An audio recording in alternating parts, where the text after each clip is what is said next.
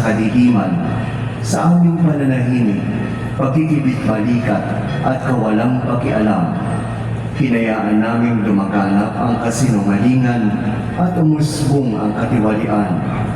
Patawarin mo kami, Panginoon, at linisin mo ang aming mga puso sa kasalanang bumubulag at sumisira, kasalanang umaagaw ng pagkain sa mahihirap at ng pag-asa sa buong bayan. Ipagkaloob mo sa amin ang mga pinunong kawangis ng puso ng iyong anak, mga pastol na handang maglingkod, hindi mga lobong sumisila.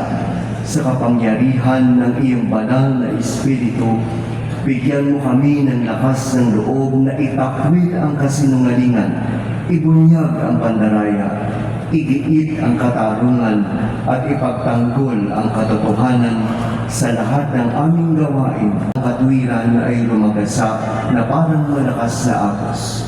O Diyos ng katarungan at habag, gawin mong ubasan ng kabutihan ang aming bayan, hindi laso ng People, at kung tayo nagbibilang, tayo ngayon ay nasa Walo. ulitin nga po natin, walong araw ng ating paghahanda. At ibig sabihin nito, isa na lang ang natitira, isang sakripisyo, isang paggising sa umaga. At sa ating pagdarasal at panalangin, ating masaksihan ang pagsilang ngayon ni Juan Bautista. Si Juan Bautista naghanda sa daraanan ni Kristo. Si San Juan Bautista nangangaral ng pagbabago at pagsisisi ng ating mga kasalanan. Kaya mga kapatid, tumahimik tayo sandali. Ating isipan ang ating mga pagkakamali at sama-sama tayong manalangin sa Diyos.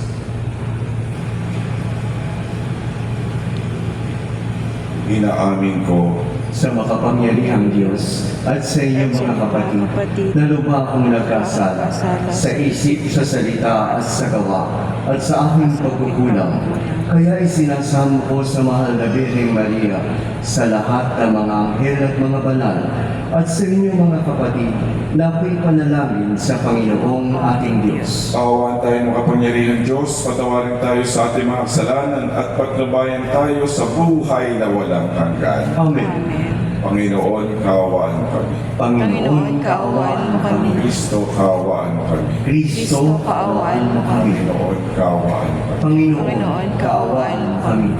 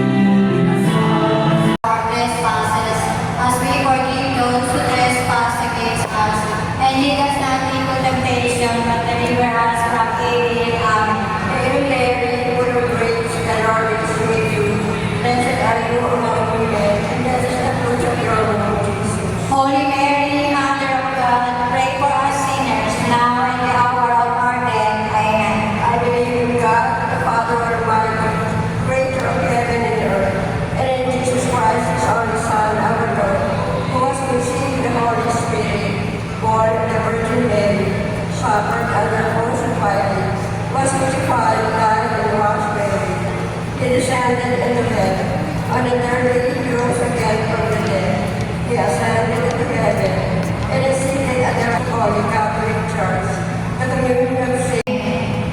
Eternal Father, I offer you the body and blood, soul and divinity of your dearly beloved Son, our Lord Jesus Christ, in atonement of our sin and those for the sake of his sorrowful passion, have mercy on us and on the whole world. for the sake of his sorrowful passion, Have mercy on us and on the whole world. for the sake of his sorrowful passion, Have mercy on us and on the whole world. for the sake of his sorrowful passion, Have mercy on us and on the whole world. for the sake of his sorrowful passion, Have mercy on us and on the whole world. for the sake Us and on the whole world. for the sake of sorrow,